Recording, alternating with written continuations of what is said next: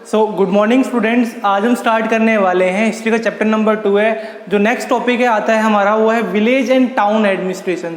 Village और town में administration किस तरह से चलता है वो इस चैप्टर में पढ़ने वाले हैं। तो स्टार्ट करते हैं। द विलेज और the basic unit of administration. Administration की जो बेसिक यूनिट है वो क्या है? विलेज। यानी कि अगर वो किंगडम है तो उसमें से सबसे छोटी यूनिट होगी वो क्या होगी? आपकी विलेज होगी। और उस विलेज को कौन देखेगा? The headman and accountant of the village also known as grampati. और जो विलेज के अंदर जो हेडमैन है और जो उसके अकाउंटेंट हैं उनको ग्रामपति के नाम से जाना जाता है। कैरिड आउट एडमिनिस्ट्रेटिव रिस्पॉन्सिबिलिटी, यानी जो एडमिनिस्ट्रेशन का काम है पूरा आपका वो हेडमैन और अकाउंटेंट ये दोनों मिलकर करते हैं और इनको एडमिनिस्ट्रेटिव रिस्पॉन्सिबिलिटी दी जाती है। देन अगला आता है आगे, देयर वर विलेज कम्युनिटी। और विलेज कम्युनिटी बना रखी है, यानी विलेज के लोगों ने, गांव के लोगों ने एक समुदाय बना रखा जिसके अंदर वो देखेंगे कि कहाँ पर हमें स्कूल्स बनाने हैं, कहाँ पे रोड्स बनाने हैं, वाटर टैंक्स कहाँ पे सेटअप करने हैं, टेम्पल्स कहाँ पे बनाने हैं, ये सारी चीज़ें वो ग्रामपति की मदद से करते हैं। In towns there are similar communities. और टाउन्स में भी ऐसी कम्युनिटीज होती हैं जैसे विलेज में कम्युनिटीज हैं, हेडमैन, अकाउंटेंट और आपके जो विलेज कम्युनिटीज हैं, विलेज कमिटीज हैं, ऐसे ही टाउन्स के अंदर भी आपकी होती हैं। In towns there are similar committees where the head of trade guild were associated. और ट्रेड का जो हेड है, ट्रेड का जो हेड है उसको गिल्ड बोलते हैं और वो किस में होता है? Guild were associated with administration. यानी जो हेड है ट्रेड का उसे गिल्ड बोला जाता है और गिल्ड क्या करेगा? आपका वो एडमिनिस्ट्रेशन का वर्क देखेगा। Law and order issue in towns and neighbouring areas were addressed by the कोतवाल। और जो लॉ एंड ऑर्डर कायदे कानून है, नियम वगैरह हैं, वो कौन बना रहा है? आपका वो कोतवाल बना रहा है। उनको देखेगा कौन? कोतवाल देखेगा। ठीक है। देन अगला टॉपिक आता है सोशल लाइफ। सोशल लाइफ के बारे में देखते हैं। The caste system form the basis of social life during this period. और इस सिस्टम के आते आते जो हम पढ़ रहे हैं तो यहाँ पे सोशल लाइफ के बारे में बेसिकली क्या है? कास्ट सिस्टम आपको देखने को मिल रहा है। यहाँ पर डिफरेंट कास्ट आपकी आ चुकी है। उस कास्ट के हिसाब से लोग वर्क आपके करते हैं, उस कास्ट के हिसाब से वर्क आपका डिवाइड करके रखा हुआ है। अलॉन्ग विद ब्राह्मण्स, ब्राह्मण्स के साथ में, यानी ब्राह्मण्स में आपका कौन आता है? प्रीस्ट हैं, राजपूत हैं और क्षत्रिय। यानी कि ये जो हायर कास्ट है, कौन सी कास्ट है? हायर कास्ट है। तो priest, Rajput, Kshatriya enjoy the highest status in society. Society के अंदर सबसे ज्यादा जो हाईएस्ट स्टेटस है, जो इनका ओहदा है, जो इनकी पदवी है, पद है, वो सबसे बड़ा इनका होता है, इनका ब्राह्मण्स का। उसके बाद आपके प्रीस्ट हो गए, ब्राह्मण में प्रीस्ट आ गए, राजपूत, क्षत्रिय, ये इनको सबसे बड़ा माना जाता है। While the Vaishya trader and merchants play a significant role in the local administration. बाकी जो काम है आपका, जो वैश्य कास्ट है वो, यानी लोअर कास्ट के पीपल जो है वो वैश्य बोला जाता है उनको। वैश्य जो हो गए और ट्रेडर्स हैं और मर्चेंट्स, ये थोड़ी अपर कास्ट है ट्रेडर और मर्चेंट्स वाली। सबसे लो कास्ट कौन सी? वैश्य है। और उसके बाद ट्रेडर्स और मर्चेंट्स, इनका काम है लोकल एडमिनिस्ट्रेशन को देखना या उसके अंदर इंपॉर्टेंट रोल प्ले करना। यानी जो भी काम होगा मार्केट के अंदर या जो भी आपकी वर्किंग है, जो भी आप काम करोगे, मजदूरी वगैरह जो भी काम करवाओगे वो इनसे करवाया जाता है, वैश्य से। ठीक है। और ट्रेडर्स और मर्चेंट्स आपका काम कर रहे हैं सेलिंग का, यानी कोई भी चीज बेचनी है, आदान प्रदान करना है, वो ये सब करवाते हैं। There was a decline in the position of women during this period। लेकिन इस पीरियड में सोशल लाइफ में सबसे जो हम नेगेटिव पॉइंट बोलेंगे तो वुमेन की कंडीशन बहुत खराब थी, उनकी पोजीशन ज्यादा अच्छी नहीं थी। सती एंड चाइल्ड मैरिज, अब क्यों नहीं थी? क्योंकि उस समय सती सिस्टम चलता। सती सिस्टम होता है कि बेसिकली अगर कोई लेडी है, उसके हस्बैंड डेथ हो जाती है तो उसके हस्बैंड के साथ ही उसको जला दिया जाता था। चाइल्ड मैरिज, छोटे छोटे बच्चों की 10-12 साल की उम्र में शादी करवा दी जाती है। अब देखो यहाँ पर छोटे छोटे बच्चे और उसी एज में उनकी शादी करवा दी जाएगी, तो यानी उनकी कंडीशन कैसी है? अच्छी कंडीशन नहीं है। तो चाइल्ड मैरिज और सती उस समय बहुत देखने को मिलता था। देन आता है इकोनॉमी। इकोनॉमी के बारे में देखते हैं। तो इकोनॉमी की जब बात करते हैं तो सबसे इंपॉर्टेंट रोल प्ले कौन करेगा इकोनॉमी के अंदर? एग्रीकल्चर, खेती जो है सबसे इंपॉर्टेंट रोल प्ले करती है। Agriculture was the main occupation of the people. उस समय के लोगों का जो सबसे मेन ऑक्यूपेशन था, सबसे मेन प्रमुख काम था वो क्या था? जो मेन ऑक्यूपेशन था वो था आपका एग्रीकल्चर।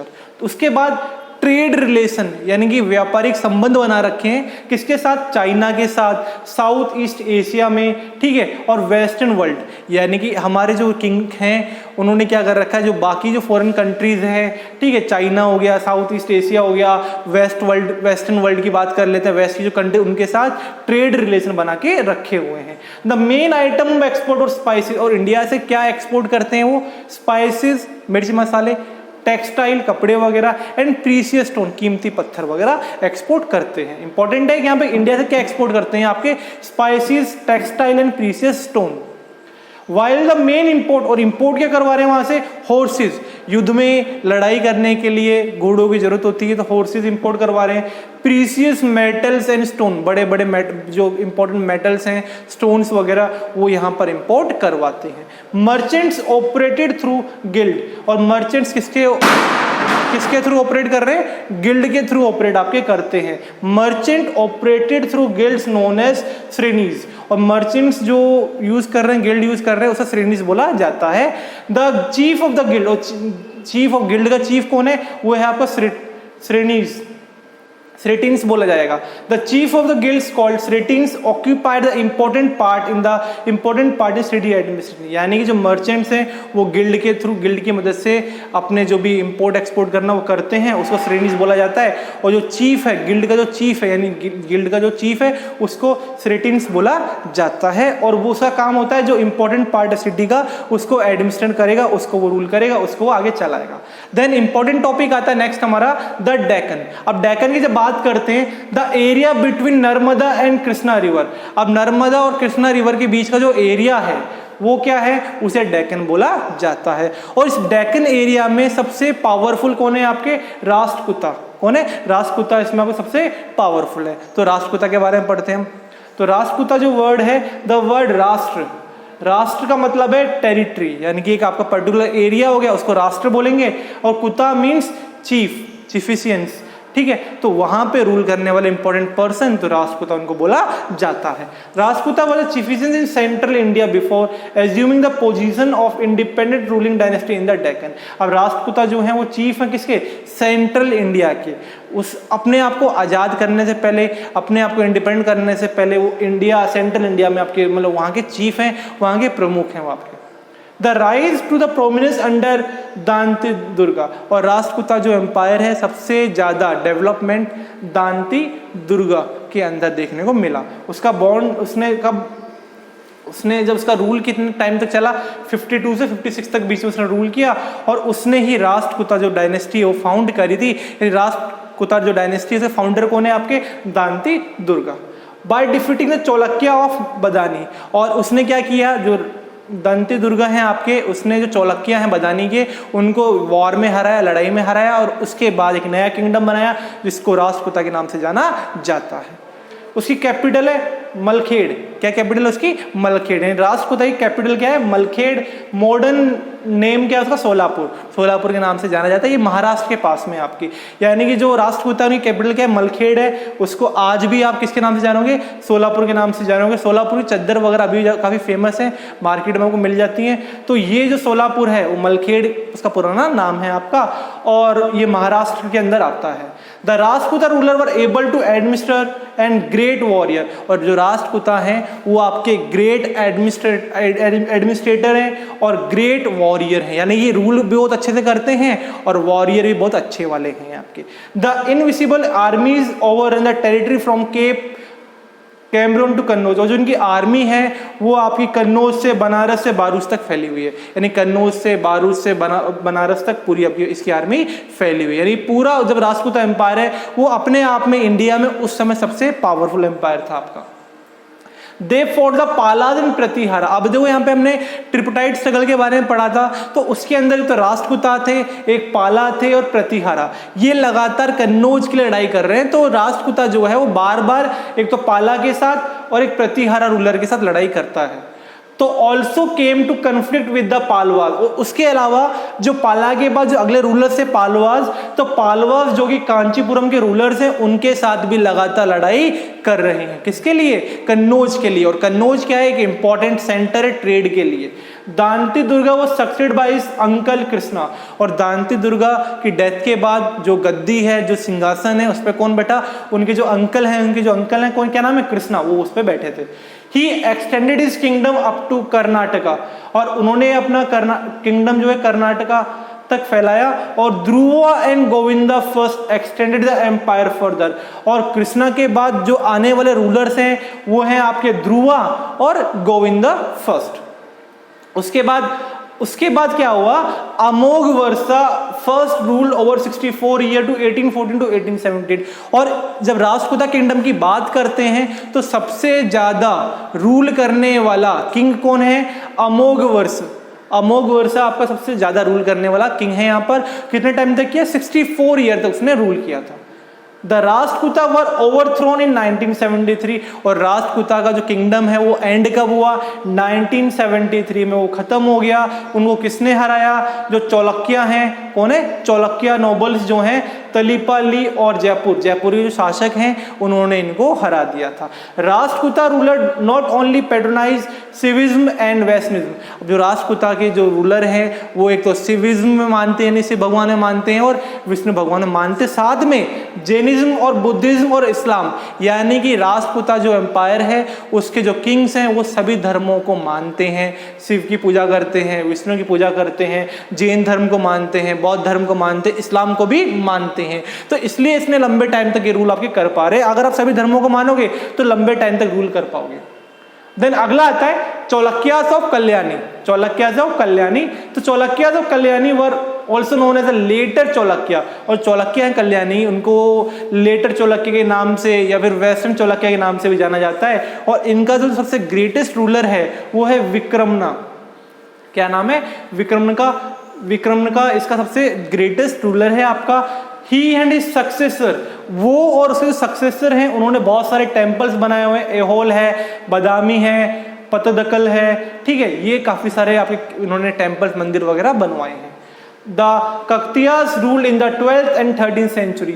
और जो चौलक्या है कल्याणी के, उनके जो रूलर हैं कक्तियास, उन्होंने 12th सेंचुरी और 13th सेंचुरी की, मतलब 12th सेंचुरी के एंड में और 13th सेंचुरी की स्टार्टिंग में काफी लंबे टाइम तक रूल किया था। देयर किंगडम ले between the Godavari and Krishna. जो उनका किंगडम है वो गोदावरी नदी से लेकर कृष्णा नदी तक फैला हुआ है। अब इनके बारे में बताता कौन है हमें, जो मार्को पोलो है। कौन है, मार्को पोलो। ये आपके फॉरेन ट्रैवलर्स हैं। Tell us that the Kakatiyas ruler were follower Shaivism through Jainism and Vaishnavism also flourish. जो मार्को पोलो जब फॉरेन ट्रैवलर्स उसके एरिया में घूमने के लिए गए, ठीक है, ट्रैवल कर रहे थे, तो उन्होंने देखा जो ये कक्तियास रूलर है ये शिव धर्म को, मतलब सिविज्म को ज्यादा मानते हैं, साथ में जैनिज्म और वैष्णविज्म को भी बढ़ावा देते हैं। The ruler patronise Sanskrit and Telugu. और उस समय जो लैंग्वेज यूज में आ रही है वो एक तो संस्कृत और एक तेलुगु आपकी उस समय चलन में थी। और in the early 14th century की जब बात करते हैं, the kingdom was conquered by the sultan of Delhi. और 14th सेंचुरी में चौलक्यास को हटाने वाले रूलर्स कौन है आपके, दिल्ली के जो सुल्तान हैं, दिल्ली के जो सुल्तान हैं वो, उसके बाद वहाँ पे उनका रूल स्टार्ट हो जाता है और वो आपका काफी लंबे समय तक रूल करने वाले हैं। देन लास्ट है आपकी heading South India. South India के बारे में देख लेते हैं।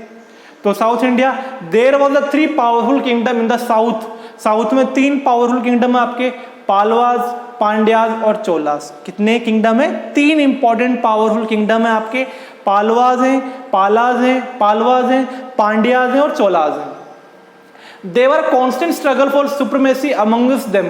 और लगातार एक से बढ़कर एक है, यानी कि हमेशा ये पावर में रहना चाहते हैं और ये साबित करना चाह रहे हैं इन तीनों में से सुप्रीम कौन है, इन तीनों में से सबसे ज्यादा पावरफुल कौन है, और इसके लिए लगातार लड़ाई करते रहते हैं। The Palas ruled the south India during the period 6th century to 8th century. और जो पालाज हैं वो आपके 6th सेंचुरी से लेकर 8th सेंचुरी तक रूल कर रहे हैं। और उनकी कैपिटल क्या है, कांची। उनकी कैपिटल क्या है, कांची। और Pallavas were great patron of art and architecture. और जो पालवाज हैं आपके वो सबसे ज्यादा आपके पैट्रन से, यानी उनको आर्ट और आर्किटेक्चर में बहुत ज़्यादा इंटरेस्ट है और उसको बहुत ज़्यादा बढ़ावा वो देते हैं। और इसमें से जो सबसे पावरफुल है आपका एक महेंद्र वर्मन, क्या नाम है, Mahendra Varman and Narasimha Varman.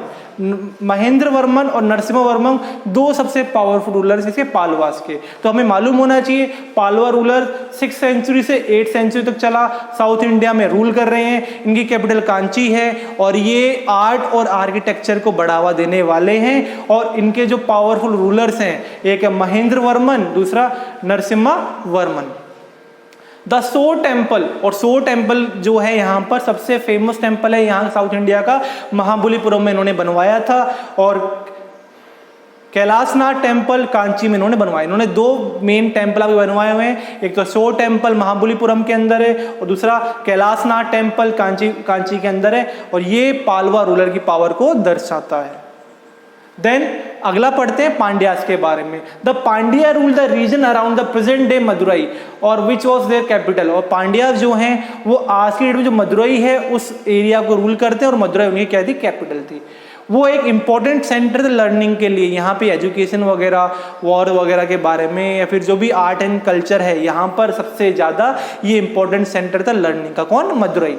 Marco Polo visited the Pandya kingdom, और मार्को पोलो भी पांड्या किंगडम में विजिट किया था, यहाँ पे घूमने के लिए आए थे, और इनके बारे में काफ़ी डिटेल्स हमें बताइए। He left a detail account of his visit, और अपनी विजिट का काफ़ी डिटेल अकाउंट अपनी बुक्स वगैरह में लिख के गए हैं। The kingdom decline in the 14th century, और जो पांड्या किंगडम है वो आपका 14th सेंचुरी में डिक्लाइन हो गया था। देन जो केस स्टडी है इसको हम देखेंगे।